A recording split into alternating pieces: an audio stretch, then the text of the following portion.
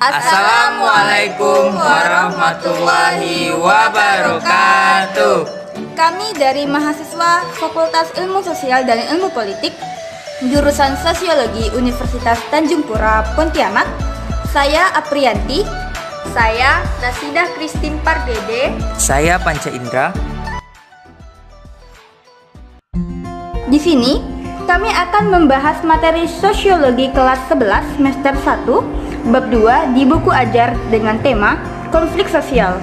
Kompetensi dasar menganalisis faktor penyebab konflik sosial di dalam masyarakat.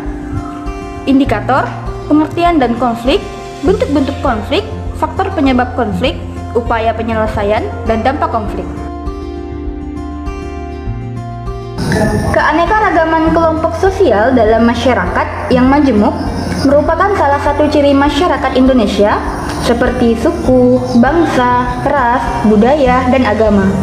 Banyak yang belum menyadari bahwa di balik kemajemukan tersebut juga menyimpan potensi konflik yang dapat mengancam kehidupan berbangsa dan bernegara apabila tidak pandai-pandai dalam mengelolanya. Munculnya berbagai konflik akhir-akhir ini merupakan bukti adanya perbedaan tersebut. Nah, tahukah kamu konflik itu apa? Konflik adalah sebuah gejala sosial yang akan selalu hadir dalam kehidupan bermasyarakat. Konflik bersifat inheren atau berhubungan erat, yang artinya konflik akan senantiasa ada dalam setiap ruang dan waktu, di mana saja dan kapan saja. Dalam pandangan ini, masyarakat merupakan arena konflik atau arena pertentangan dan integrasi yang senantiasa berlangsung. Surjono Sukanto mengungkapkan pendapatnya bahwa konflik yaitu suatu proses sosial orang per orang atau kelompok manusia yang berusaha memenuhi tujuannya dengan jalan menantang pihak lawan yang disertai dengan ancaman dan atau kekerasan. Berdasarkan pengertian tersebut, dapat kita simpulkan bahwa konflik adalah bentuk interaksi sosial antara satu pihak dengan pihak lain yang ditandai dengan adanya sikap saling mengancam, menekan, hingga saling menghancurkan. Surjono Sukanto menyebutkan ada 5 bentuk khusus konflik yang terjadi dalam masyarakat. Nah, kelima bentuk itu adalah: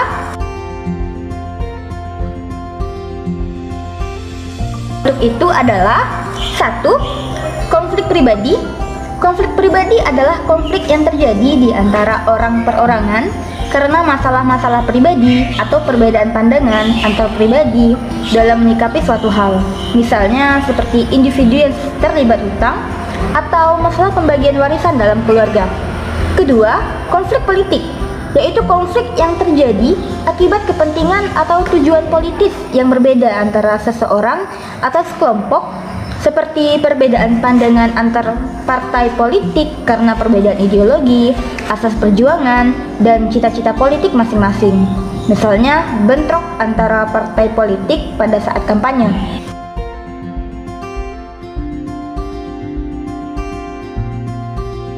Konflik rasial, yaitu konflik yang terjadi di antara kelompok ras yang berbeda karena adanya kepentingan dan kebudayaan yang saling bertabrakan.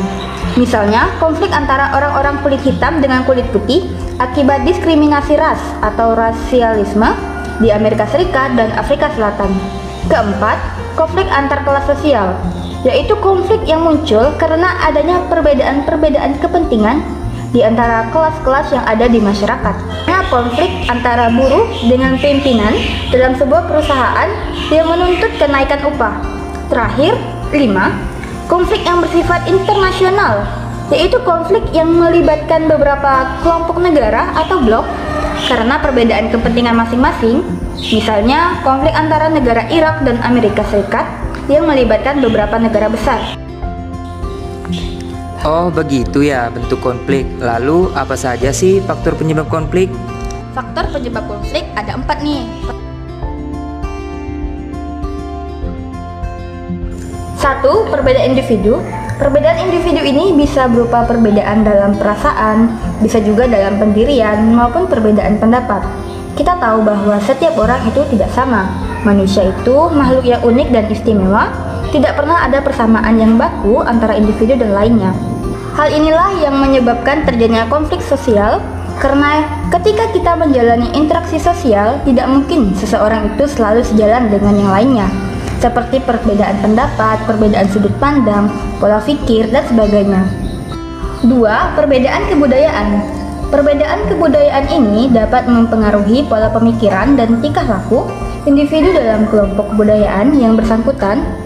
Jika kita tahu bahwa setiap kebudayaan mempunyai bermacam-macam keragaman adat, kebiasaan yang membedakan dengan kebudayaan yang lainnya, dalam lingkungan kelompok masyarakat yang sama, bisa terjadi konflik apabila dengan kebudayaannya yang berbeda karena ukuran yang dipakai dalam satu kelompok atau satu masyarakat tidak akan sama dengan masyarakat yang lainnya.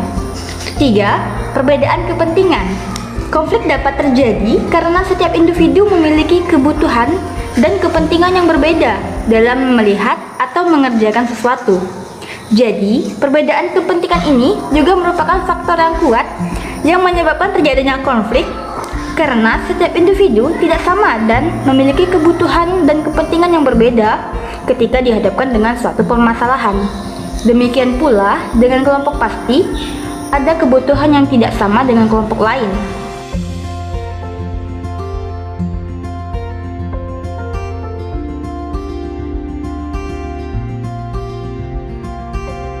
Upaya penyelesaian konflik, akomodasi, yaitu proses penyelesaian konflik ke arah tercapainya kesepakatan sementara yang dapat diterima kedua belah pihak yang tengah bersengketa.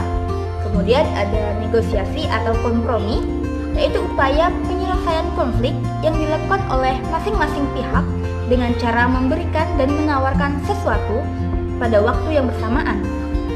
Ada juga arbitrasi, yaitu bentuk akomodasi yang digunakan untuk menyelesaikan konflik dengan cara meminta bantuan pihak ketiga yang dipilih oleh kedua belah pihak atau oleh badan yang berkedudukannya lebih tinggi dari pihak-pihak yang bertengkar.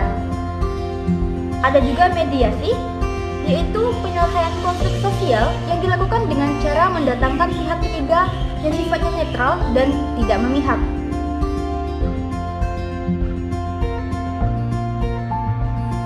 Wah, ternyata konflik itu luas ya. Dengan luasnya konflik, berarti dampak yang ditimbulkan juga sangat besar. Nah, kira-kira apa saja sih dampaknya? Dampak positif daripada konflik adalah sebagai berikut. Pertama, memperjelas aspek kehidupan yang belum tuntas.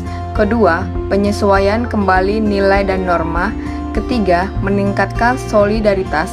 Dan yang terakhir, untuk memunculkan kompromi baru. Sedangkan dampak negatif suatu konflik adalah sebagai berikut. 1. Memicu rusaknya hubungan antar individu dan kelompok. 2. Memakan korban berupa kerusakan harta benda dan nyawa manusia. 3. Berubahnya kepribadian para individu yang terlibat, baik yang mengarah pada hal positif maupun negatif. 4. Menimbulkan dominasi dari kelompok yang menang atas kelompok yang kalah. 5. Rusaknya hubungan antar individu dan kelompok. 6.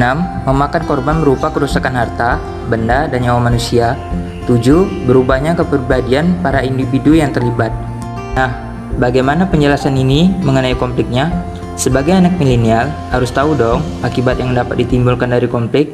Tanpa disadari, dalam kegiatan sehari-hari, kita sering mengalami konflik, mau itu di lingkungan, masyarakat, keluarga, atau bahkan individu. Misalnya bingung dengan pilihan terbaik untuk diri sendiri. Untuk itu, kita sebagai generasi milenial harus paham apa-apa saja yang dapat menimbulkan konflik di sekitar kita atau juga dapat berdampak untuk negara.